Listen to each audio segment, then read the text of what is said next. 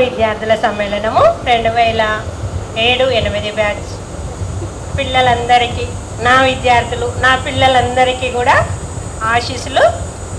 Stage మీద ఉన్న మా పూర్వ ఉపాధ్యాయులందరికీ కూడా నమస్కారములు. ఇక చెప్పేదేనా, అంత మీరు పెద్దోళ్ళు అయిపోయినరు, అన్నీ దాటేసి వచ్చిండ్రు. ఇక టీచర్గా చెప్పాల్సింది మా అన్నపూర్ణ మేడం అంతా టోటల్ లైఫ్ అంతా కూడా చెప్పేసింది ఇక్కడ. కానీ మీరు ఇంత చక్కగా ఇంత బాగా లైఫ్లో సెటిల్ అయినందుకు చాలా హ్యాపీగా ఉన్నది. మీరు ఇంకా కూడా ముందుకు వెళ్ళాలని, మంచి లైఫ్ని లీడ్ చేయాలని మనస్ఫూర్తిగా కోరుకుంటున్నాను. ఇక్కడ మీతో ఉన్న అనుబంధం నాకు, మీ అందరు పిల్లలు కూడా నాకు చాలా బాగా గుర్తున్నారు. మీరు చూసాక నాకు అంత ఐడియా వచ్చేసింది, క్లాస్ మీద గ్రిప్ కూడా వచ్చేసింది. ఇక మహేందర్ అయితే ఇప్పుడే స్కూల్ లోపలికి బ్యాగ్ పట్టుకొని వచ్చినట్టు అనిపిస్తుంది నాకు. నిజం సార్, అసలు వాడిని చూడగానే అట్లనే అనిపించింది నాకు.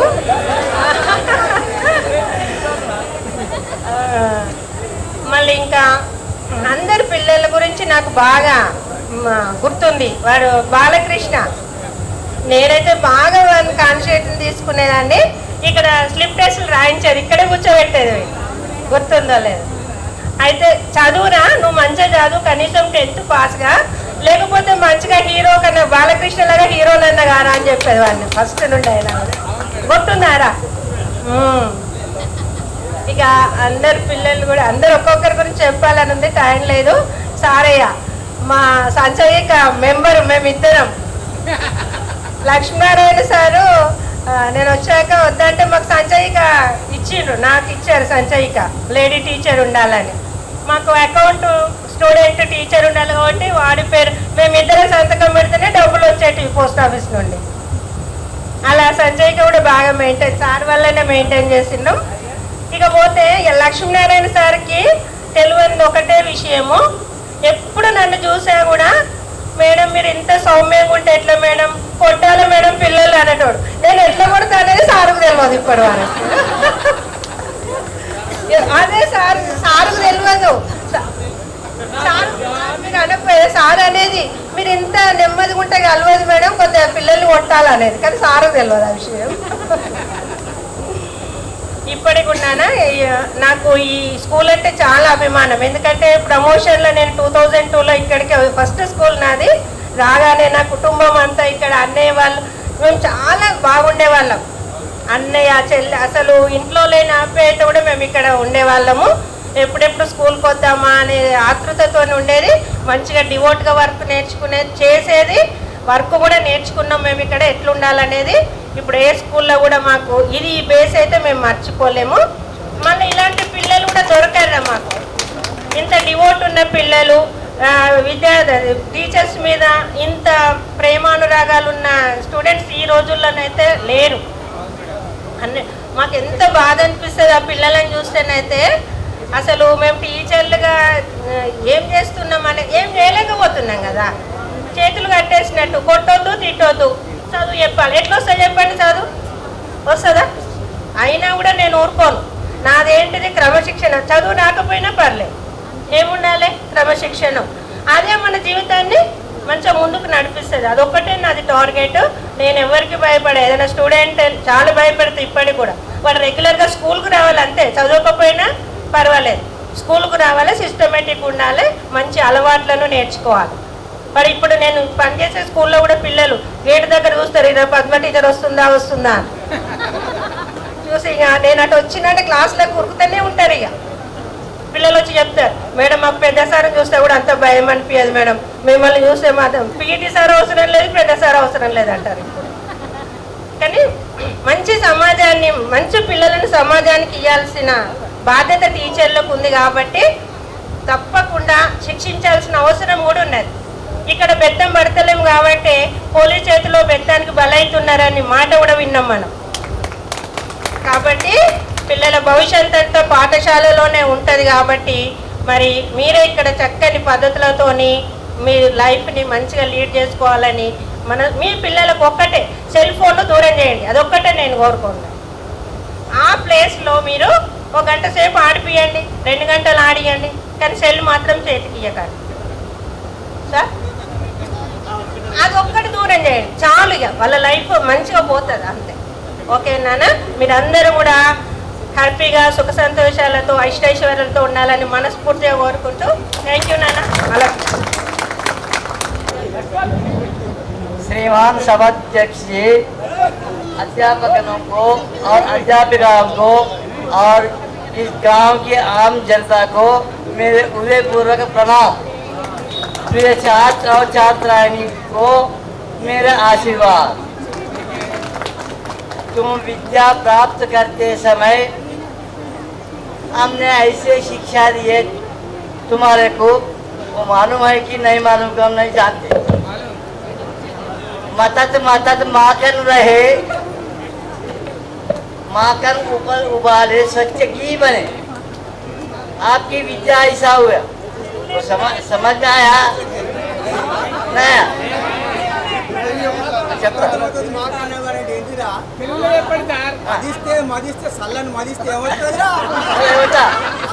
सुनो, दही को घी बनाने के लिए उसमें पानी डाल के ऐसा ऐसा ऐसा मारते, मारे तो माखन ऊपर आते। वो माखन को वाले बोले तो वेड़ी जैसे स्वच्छ घी बनते। तुम लोग भी हम ऐसा मारे तो अच्छा बन गए। ऐसा इतना बड़ा हो गए क्या? अपने से बड़ा हुए हम बूढ़े बूढ़े जवान वाले हैं। तुम पूरे क्लास को मारे, इसलिए इतना पढ़ाई रहे तो भी, पैसा कमाए तो भी ऐसा रहना। ऐसी वाणी बोलिए मन का आपा हो, अपना तन शीतल करे औरन को शीतल करे, उससे तुम बढ़िया हो जाते। इसी के कारण से आपके माँ बाप को, आपके घरों को तुम्हारे वजह नाम आ जाएगा। అంటే ఈ పద్యం యొక్క భావన ఏంటంటే, మీరు ఇంత పెద్దగా అయ్యారు, ఇంత మేము పెద్దగా అయినా చెప్పి అనుకోవద్దు, అనుకోవద్దు. ఎందుకంటే మాట్లాడేటువంటి భాష ఇతరుల మనసులో ఉన్నటువంటి భావన దూరం కావాలి. అప్పుడు మీ మనసు పవిత్రం చేసుకొని ఇతరులతో మాట్లాడినట్లయితే మీకు విలువ వస్తుంది, మీ తల్లిదండ్రులకు కూడా విలువ వస్తుంది. అదే పలానా పిల్లవాడు మంచివాడయ్యా, మంచిగా మాట్లాడతాడు, మంచిగా ఉంటుంది, నా మనసు ఉల్లాసకరమైంది అని చెప్పాను. సార్ हो जाए, ऐसा रहना चाहिए। इसलिए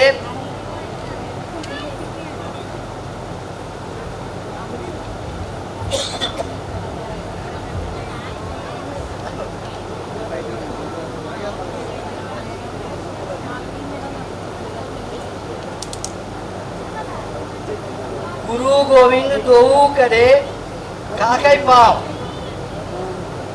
बलिहारी गुरु आपने गोविंद दियो बताए।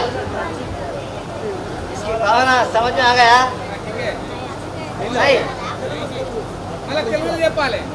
अच्छी बात है, अच्छी बात है। हम विद्यार्थी के जो सही रास्ता पे चलने रहे, भगवान की स्मरण करे, भगवंతుని జ్ఞాపకం చేస్తాం, పూజిస్తారు. భగవంతుడు మీకు ప్రత్యక్షమైంది, అక్కడ మీకు గురువు కూడా ప్రత్యక్షంగా ఉన్నాడు. మరి ఎవరికి నమస్కారం చేయాలి? గురువు నమస్కారం చేయాలి. ఎందుకని? మాకు నేర్పిన విద్య కాబట్టి. అబ్బా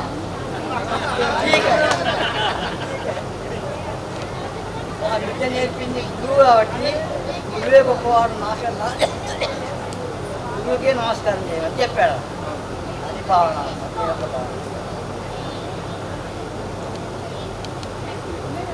అని మీరంటే మాకు బాగా ఇష్టం సార్. क्यों?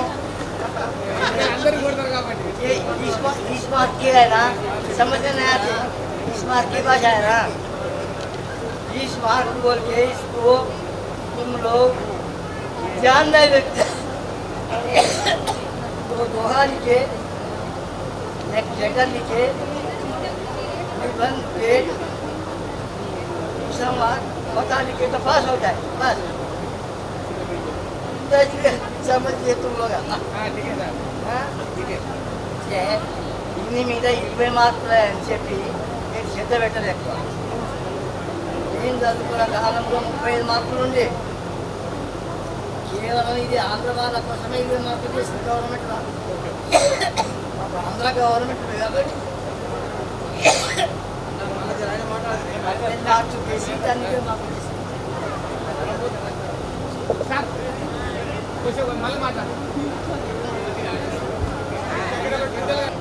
बात करने के लिए मैं नमस्कार कर रहा हूँ मेरे उपन्यास को समाप्त कर रहा हूँ ठीक है ధన్యవాద్ గురూజీ. ఓకే, మొదటగా సింహాసనాలపై ఆశీలైనటువంటి మా గురు తుల్యులు గురు మిత్రులందరికీ కూడా నమస్కారాలు తెలియజేసుకుంటూ, పిల్లలు మీ అందరికీ మన కోదండ రామస్వామి, ఆ తర్వాత మన దుర్గమ్మ అందరి ఆశీస్సులు మీకు ఉండి చక్కటి మార్గాలు నడుచుకుంటూ ఇప్పుడు ఆల్రెడీ అందరూ మంచిగున్నారు, ఇంకా ఇంకా ఎదిగి మీరు ఒక మహావృక్షమై ఒక 10 మందికి ఒక్కొక్కరు ఒక 10 మందికి ఈజీగా సహాయం చేయగలిగే శక్తిని ఆ దేవతలు మీకు ప్రసాదించాలని కోరుకుంటాను. మొట్టమొదటిగా ఒప్పుకునే అదే. మీ దగ్గర మీకు తెలియకుండా చాలా శక్తి ఉంది. Your the dynamites. అన్నీ ఎలక్ట్రాన్స్ న్యూట్రాన్లు అవన్నీ కలిపి అలా ఎట్లయితే ఉంటాయో లోపల మీకు అన్నీ ఉన్నాయి. బట్ దాన్ని బయటికి తీయడమే మా పని.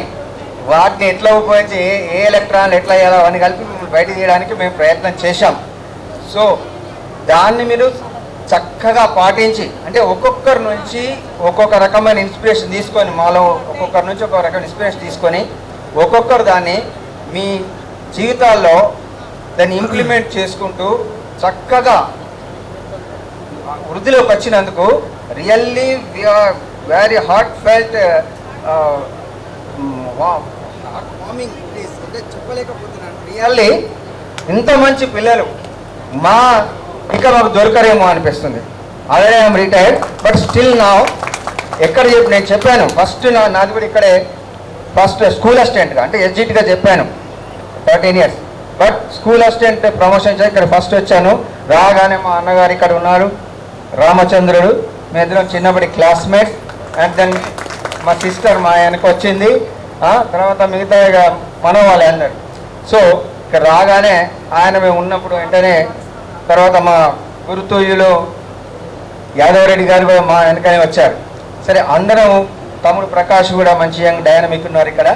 సో అందరం కలిసి ఒక చక్కటి సమాజాన్ని, అంటే మా యొక్క కర్తవ్యం అది, ఈ సమాజానికి మంచి పౌరులను, ఒక ఉన్నతమైన వ్యక్తులను అందించాలి.